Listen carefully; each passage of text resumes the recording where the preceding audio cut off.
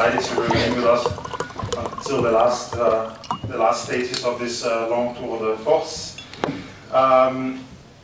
So, colleagues, as we move into the final stretch of today's summit, we now merge two very important moments: the outcome reports from our parallel tracks and press conference. This format is intentional. It allows us not only to share with each other the distilled insight, commitments and takeaways from our 8 parallel sessions, but also to do so in a way that reaches the wider public and media. I don't know if you have any media with us at this stage. Do we have the Rion team? Ah, yeah. Okay, is Eric coming? Did he manage to? Because he said he was working on it. Okay, so each track lead will have exactly 2 minutes. Think of it as a kind of speed dating for ideas to highlight your key results, your strategic direction, any agreement or solutions came out of your session, and what you feel is the most newsworthy, disruptive, or innovative. We'll keep it sharp, high level, and impactful, and after each pitch, please smoothly pass the microphone to the next speaker so that we keep the flow tight. And after the pitches, my colleague Julia next to me, she will be moderating the press conference and facilitate a short Q&A for the board and the president and also other people in the room. And of course, for those of you who wish to dive deeper, our AI-powered platform, as you've heard about the whole day, remains available to connect you with each of the speakers' work and their partnerships. And with that, let's begin the outcome report and the press conference, demonstrating together how finance, innovation, and human-centric impact can shape a sustainable future. So the first parallel is actually myself. We start with the first is Ben.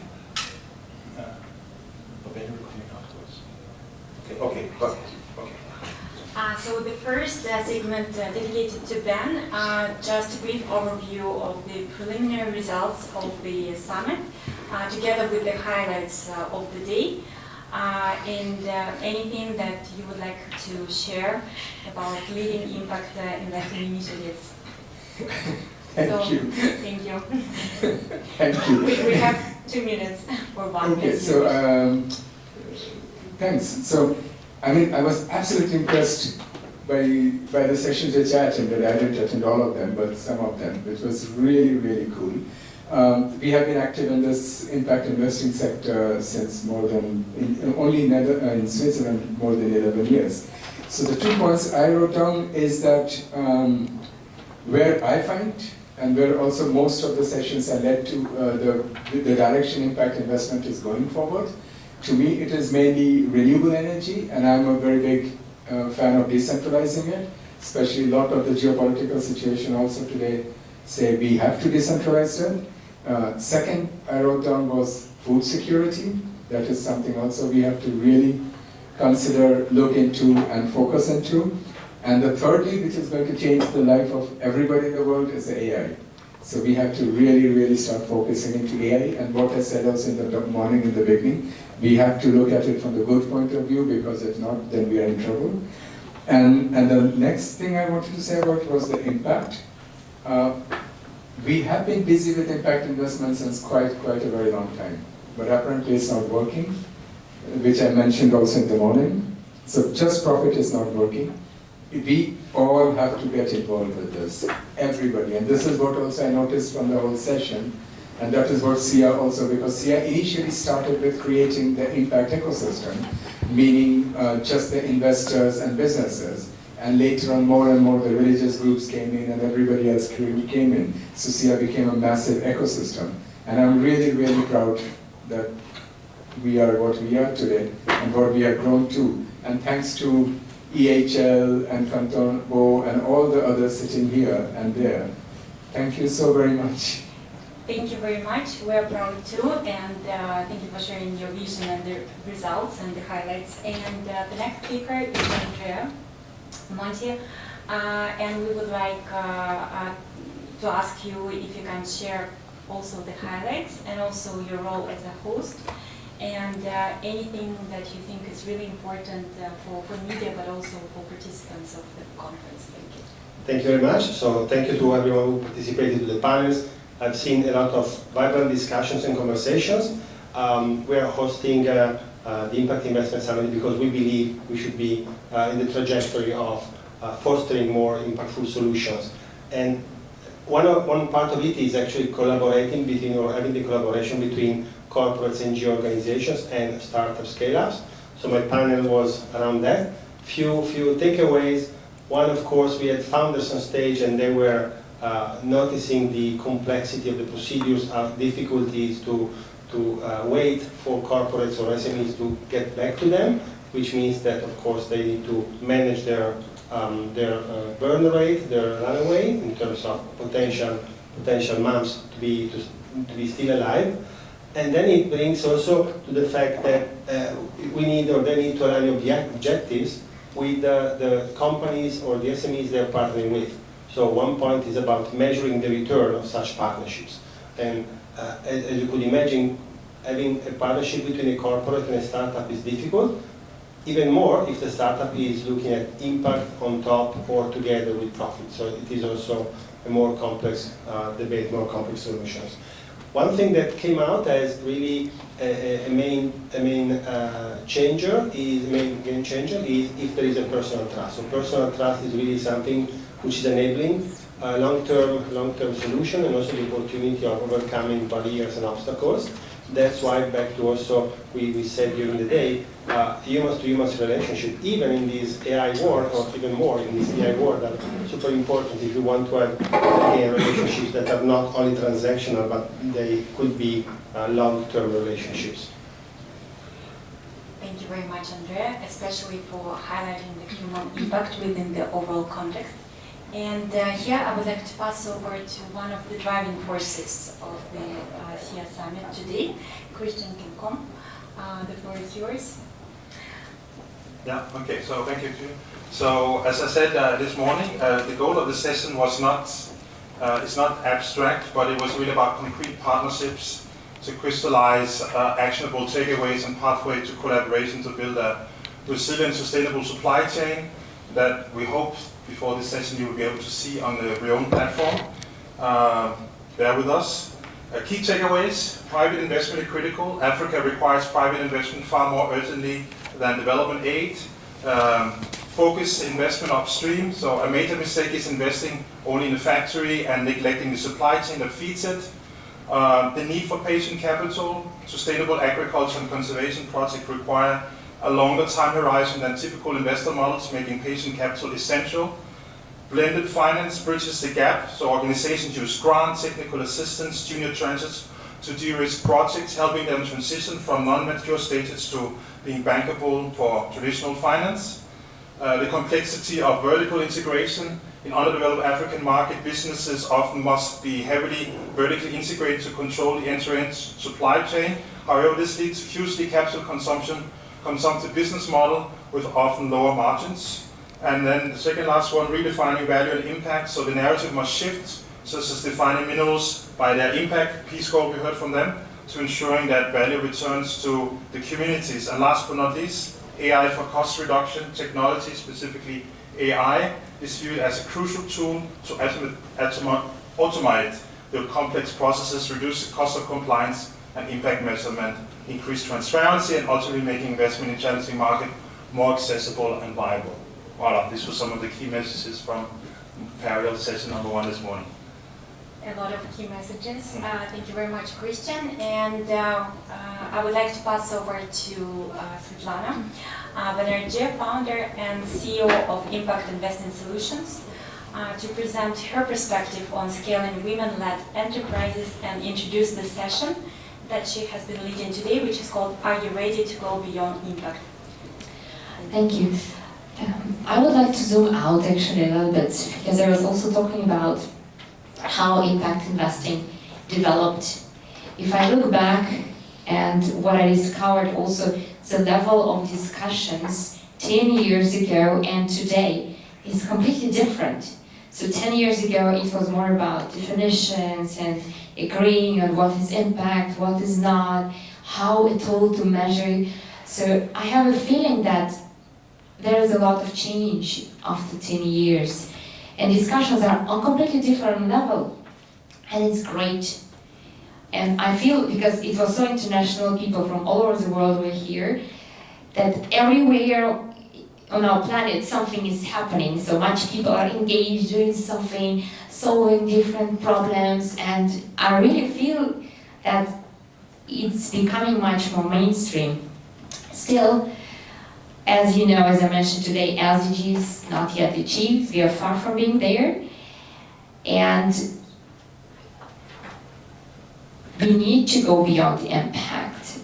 It just, to many of you whom I talked, it felt like we need to plant now more seeds to go beyond the impact, to do this 40 centimeters journey from the mind to the heart, which allow us to go deeper, to ground ourselves and to put all the resources, not to holding it back. It doesn't matter what happens in our planet.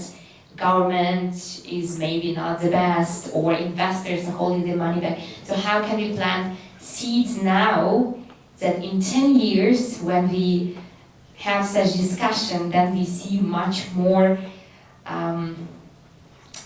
results in this way, that more hearts are touched, and you guys all have been funded if you're looking for money, or so that's really my wish, that whatever you are struggling with, that in 10 years it's different, and again it's a different level of consciousness. Yeah, so beyond impact, we need to plant seeds now. Thank you. Absolutely, thank you very much for sharing. Just a follow-up question, what kind of seeds do you think we have planted today? Because the bigger picture is great, and we can narrow it down. Right, so even the little meditation we made, it helped us to connect at a more profound level, and to remind ourselves the unity of consciousness, the unity of us with nature, unity between of us, even if though we are so different. But it's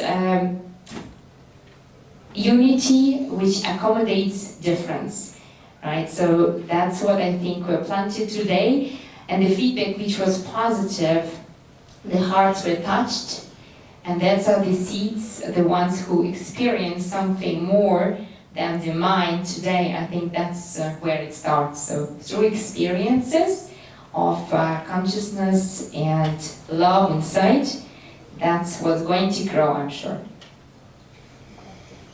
Thank you very much for sharing. And right now, I would love to pass over to Fiorina.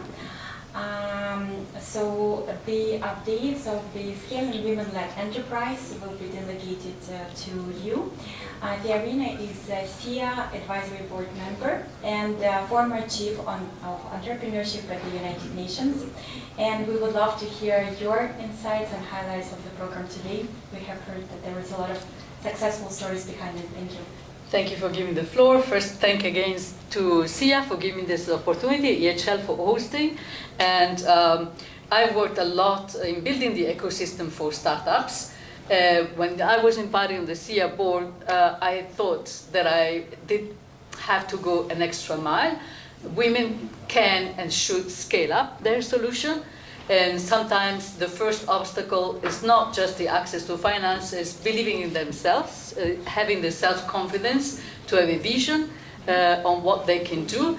The selection of the 5 picture was done by networks, women networks. So the Organization of Women in International Trade, both global and UK. And then the Singer Switzerland, that is dedicated to diaspora entrepreneurs. Then we had the UNCTAD e-trade initiative, so women that are in e-commerce already. And then we had Phenomenal Women Global. They range from educational e-power platform to preserve languages to a lot of food solution, plastic. So they are tackling all the different solution that the president of SIIA was mentioning. We're missing the energy, but the energy was in the room, so we can do without an energy enterprise. I'm grateful also to the judges, to the sponsor, because all the women came with something, a connection, educational, and so on. So the winner, there was a winner of a financial award of a new fund that is called Impact to Scale, led by Olivier Ferrari, that is giving a 5,000 award to the company Pinalif, led by an environmentalist and legal lawyer who has funded a company in Uganda to recycle pineapple skin, to do soaps and vegan leather. The solution is scalable, and we believe that a partnership with Olivier Ferrari and the new fund is going to be very beneficial to the community that also Pinalif is serving. But we had another amazing prize. IMD offered a scholarship to HAU, the educational platform, for the diaspora investment Ethiopian and Israeli lady. They are co-founders of HAU, and they want to go beyond. And Impact Investment Solution offer many amazing prize, but the most remarkable, because they had everyone, something was a TV show for SIIA from Indonesia that is recycling plastic. I believe that we have made a difference in those participating pictures, but also that we strengthened the women networks. And I believe that we can do more. We don't want competition; we want collaboration. I'm using the words of the OWIT president here, and we are ready to continue networking with SIIA, with investors, and I'm very happy to report there have been deals behind the scene, which I'm not even aware of, but I've seen family business approaching other, food suppliers like Trico and the Nut Place that were present among the pictures. So everyone is coming home with heart full, with a very short journey from the mind to the brain to the heart, as Sveta has taught us today. Thank you. Thank you very much. Indeed, we would like collaboration, not competition, and here we have a lot of proof and great outcomes of that session. We would like to turn to Mrs. Christine Housel, and the session, the highlights will be about sustainable local communities, impact-driven and scalable project solutions. Christine, she is AI Ethics Advisor at Bolder Ventures and Strategic Partnership Lead at Ethic Minds Institute. The floor is yours. Thank you. Thank you very much. It's so beautiful to hear of the visions and also the concrete outcomes, which was one of the goals of this summit. I'm going to speak to principles agreed and some commitments made. I'm also speaking to the plenary as well as the session on local communities. And both really integrated this issue of technology into the session and agreed that we are right to put technology together with finance as we develop strategies for our sustainability needs and impact goals, because we are in the midst of a technological revolution moving faster than we realize. And this was emphasized in our parallel session in some detail, which we can go into later. A principle of our session of local communities was that local communities are, not only should be, but are key to driving impact. And we discussed and discovered different ways of building on that. We agreed that trust is imperative, and gaining or regaining trust will be influenced by the tech. And so there is a chance to actually use the tech and put in place tech that will help us to gain trust in an environment where a lot of it has been lost. It's not a guarantee. It's an invitation of the moment, and it's an urgent one. we were exposed to some concrete digital AI, blockchain platforms and tools that could help us, which we will include in the report in more detail. We saw interaction with Kashan of a live AI assistant in the session, and so we just it was made real to some of us. And this speaks to our collaboration with Reown, now called Co-Own, which we emphasize has created a platform which we are all invited to test out. It's a very interesting opportunity to learn what AI assistants are and to just experiment with it, making our own choice about what we want to put in there, what information we want to put in there. So we encourage us all to, even as this event continues to have ripple effects, that we use this as a tool and an innovative one and a new one for many of us to both continue the networking and to experience and experiment with AI assistants or agents. And we speak to the ethics. An implicit and explicit assertion by many is that we need an ethical orientation to tech, and that it is still possible to secure more democratized ownership and use of data while leveraging it for all of our purposes. And that we must include this ethical dimension of the thinking, and that it does require embedding it in our goals and in our tech applications itself. And finally, we got to the point, well, 2 more points. We got to the point that we must also look at the digital infrastructure that we are building.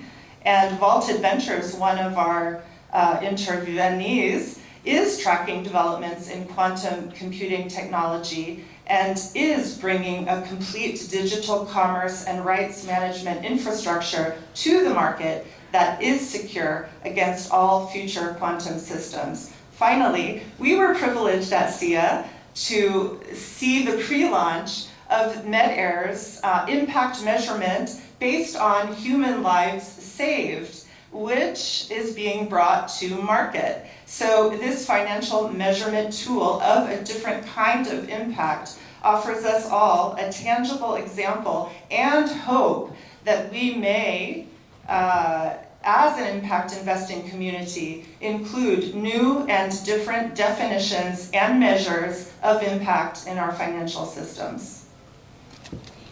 Thank you very much, Christine, for your rich highlights, and we will definitely would like to see the follow-up reports, and we will distribute it among the participants. And now we move to a vital discussion on peace as a foundation for investing. I'm honored to welcome Dr. Bettina Boekle, SIIA Advisory Board Member and Senior ESG and Impact Advisor, to present how investors and companies can actively foster stability into these turbulent times. Thank you, Bettina. Thank you, Julia. Is this on? No? On now, yes. So many of you might think, oh, how come she put the peace topic in an impact investing summit? I think it's because I believe it's a critical value to not only survival of our planet, but also to investment decisions. I worked many years in development finance, and I know that conflict resolution and looking at conflicts as a risk that we want to avoid is maybe enough in some contexts, but if you want to move to frontier markets, I guess you might find it enlightening to also say, okay, yes, I want to avoid conflict, but maybe I can go beyond. How can I actually build peace? That takes an extra mile, I agree with you. But that was a little bit the attempt on the panel, and since peace is such a big word, we tried to deconstruct it a little bit on the panel, saying how you as an impact investor or a humanitarian director or as a social entrepreneur, how do you look at peace? And maybe you don't call it that way, but maybe it is social cohesion. So the highlights are probably behind me here, so I'll try to be brief. So one insight was that contributing to peace does not mean to be or become an active peace builder. Ceasefire agreements, dialogue, mediation, that is what's called in peace building the big peace. But some small things might make a difference. It's called little peace building. In simple terms, peace building encompasses to build social cohesion in a local community or amongst conflicted parties. It could be even in your community. It doesn't have to be in Congo, Afghanistan, or in Sudan. So you and I and many of you in the room can be part of that and don't have to necessarily call it by its name if the word is too big in an investment environment. You say the word peace and people say, oh, that's too political, I cannot talk about it. So I invite you to maybe reframe it in a way that it fits the client that sits across you at the same table. And highlight 2 is to find a unifying theme that everyone can talk about and that doesn't necessarily create more fear or conflict amongst antagonized parties. You can talk about entrepreneurship, for example, and what's the power of entrepreneurship to be construction of peace and to help to decrease tension in society. Highlight 3, how do we build peace as part of investment processes? Dialogue can never end, and we always talk to each other. We always listen to each other. If you try to practice that moving forward, the listening piece is the hardest. Some of my colleagues at Interpeace have a project that's called the Listening Project in Kenya with young people that have taken to the streets because there was a ban on social media. And it's this piece that I hope some of you might take out of this room or the session as an inspiration. The listening piece, it's such an important one. Thanks.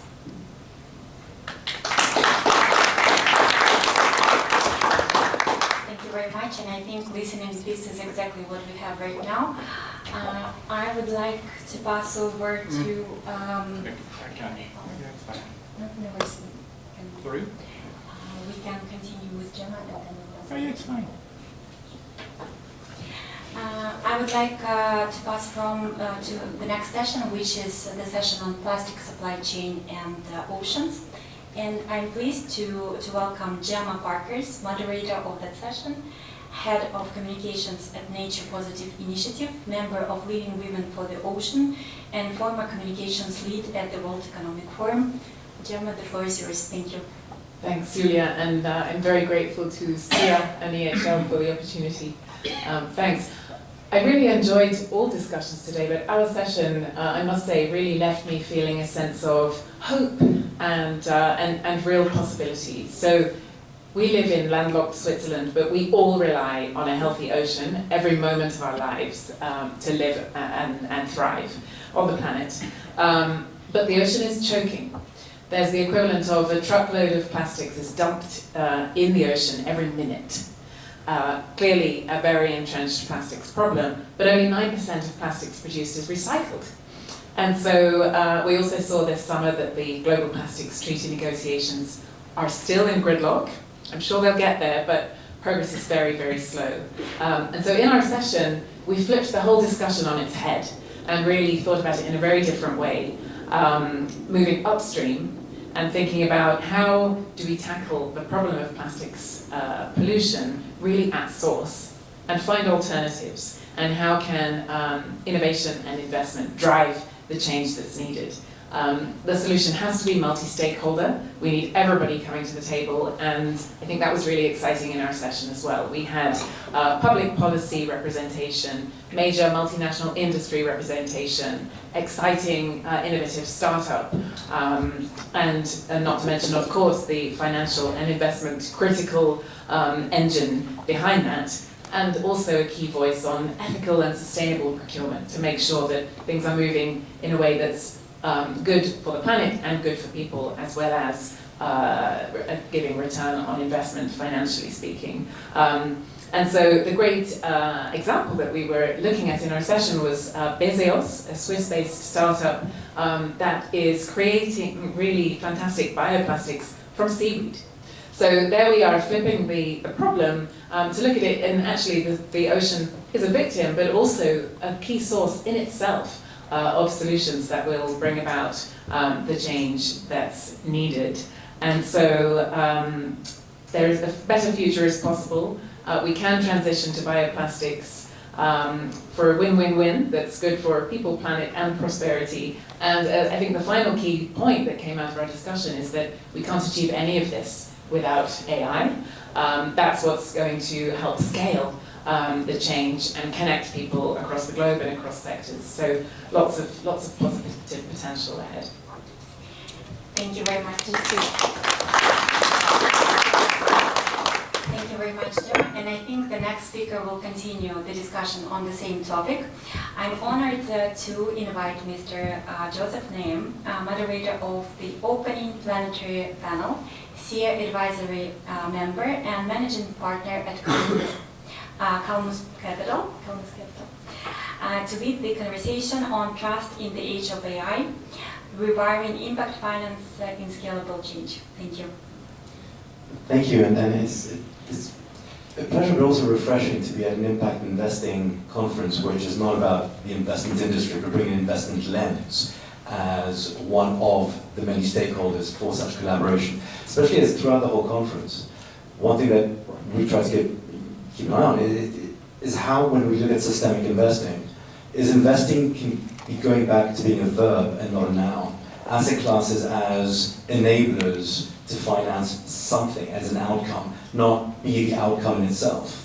And that's been a refreshing medium to be able to do that, especially on the panel with different stakeholders on how we rethink the investment processes and how AI allows us to rethink the purpose of finance, where blockages in the past didn't allow us to have inverted investment processes. But the morning panel was taking an investment lens to where we can scale capital towards impact, which we've been trying to do for the last 20 years in different ways. But nothing comes close to what AI and blockchain and innovative technologies can spur, and that comes down to trust. And capital can only move at the speed of trust.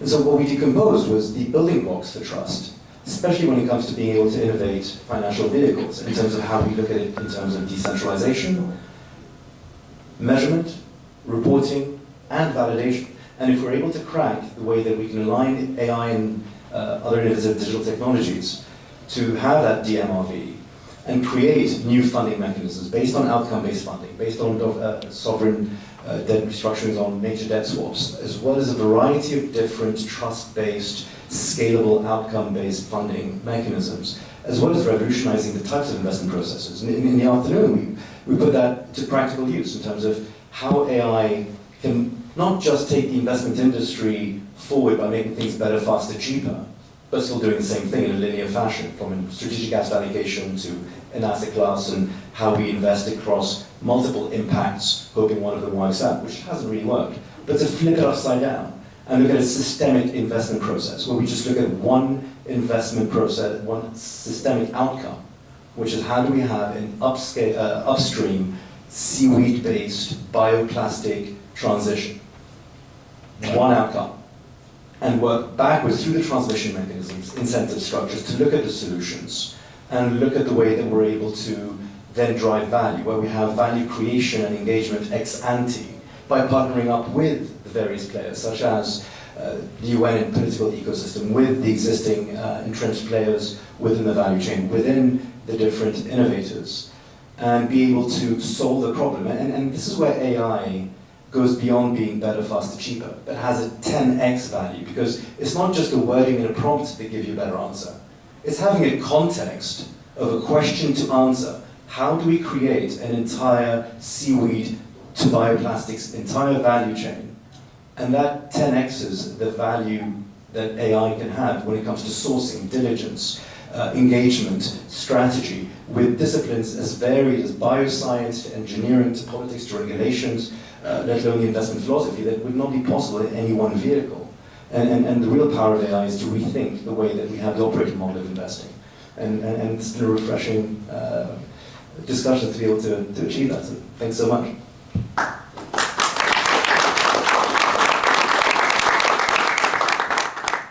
Thank you very much. Thank you for your systemic perspective. And we have almost pre-final speaker, Yves Carnazzola, CEO at SIIA Impact and President at Access Think Tank. Would you like to take this, please? Okay.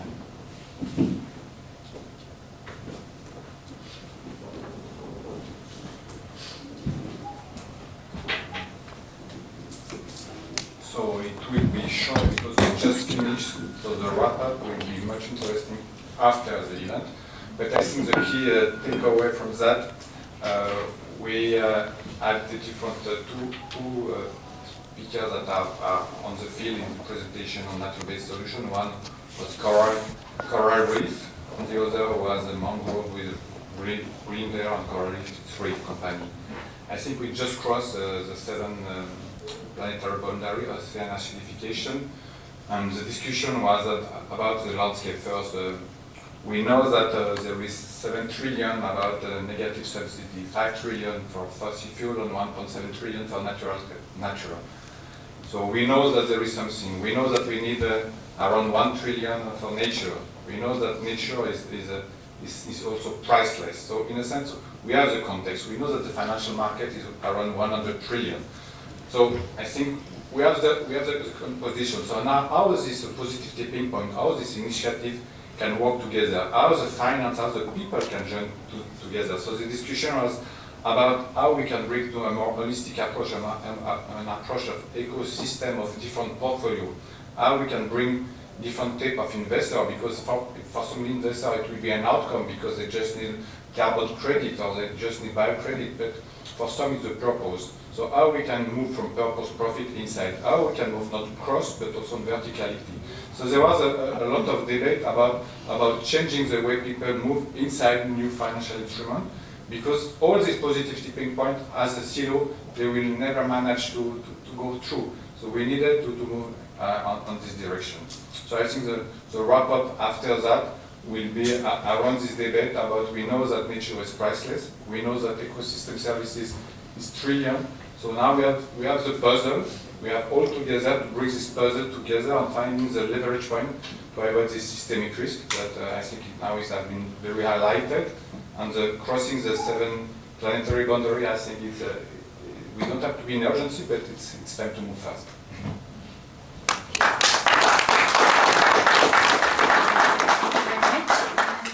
We have a little surprise. It wasn't initially planned, but we have a little presentation from Michele Patierno. It is going to be about the ReOwn platform and all the highlights that are directly connected to the summit and the results that we got today. The floor is yours. If you need anything, let us know. Do I need a mic? No, I don't think so. Yes. Yes. Any touch with the projector? Here. Here's the mic. You can.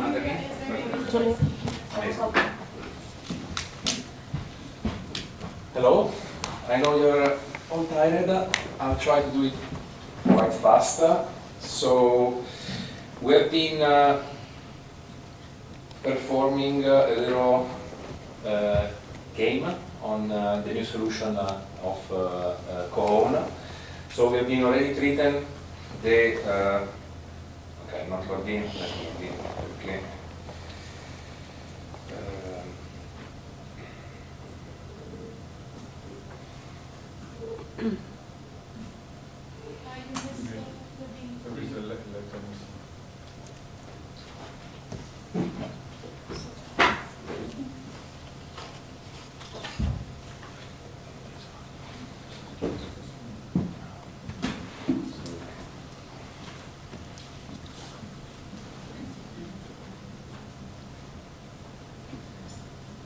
So we managed to analyze the whole discussion that has been done during the panel,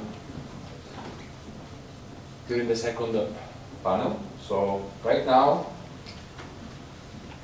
the fun part is that if we connect to the parallel, number, Eric, 2.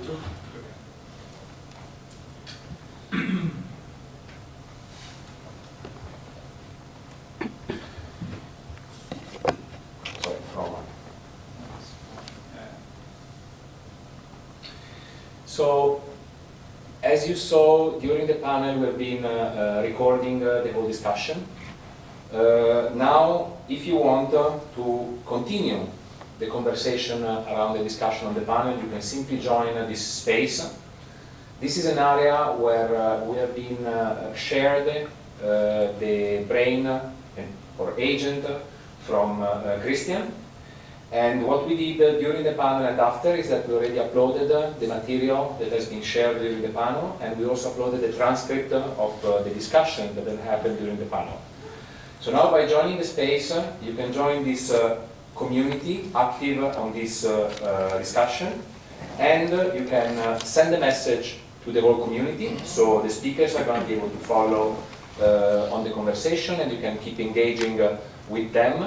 We've been uploading different pictures that has been taken during the panel, but the more interesting thing is that now you can interact with the knowledge base that has been built during the panel. And for example, now we have been asking discover content that match your interest, so we can test it right now live. Risky. New request. Anyone has a question from the panel, number 2?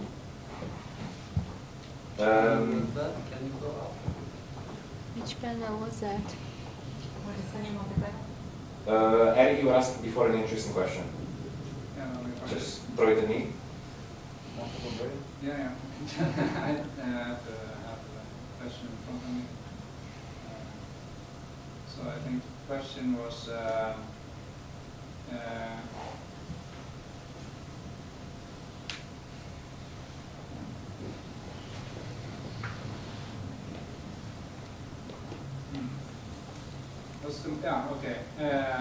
can you help me distill the most important key messages that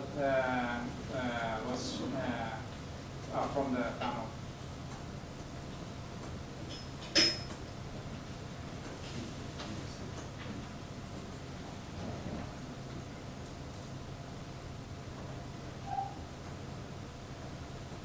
Sorry, the key doesn't work on the phone. I'm sure he's going to understand it.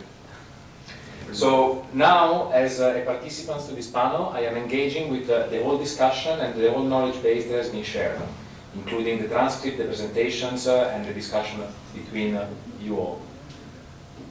And this is being answered by the knowledge base and EI of the panel itself. And based on this answer, we can also direct the question to the different agents of the speakers. In this case, we have Christian, one that is connected.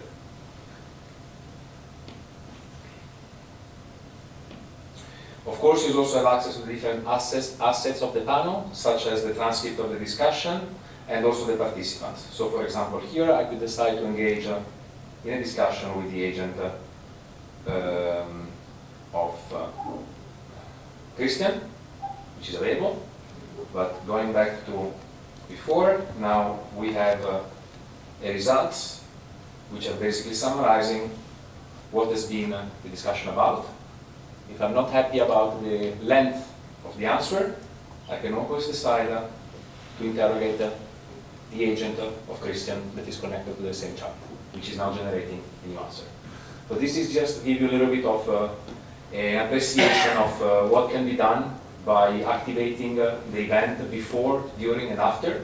So now we've been working on the before. During is going to be uploaded on the section, and afterwards you're going to all be able to remain in contact with the speakers and the participants of the event.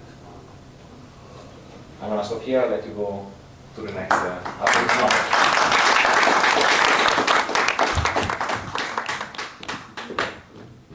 Thank you very much. I think it is the finish line of our session. I would like to invite on board Christian and Ben for the final words. And for questions, now we're open to all of your questions, but I'm not sure if we have time. Christian, if you can let us know. We don't.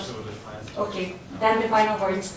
And I would be delighted to pass over to Ben as the major leader of the summit. Thank you. The microphone.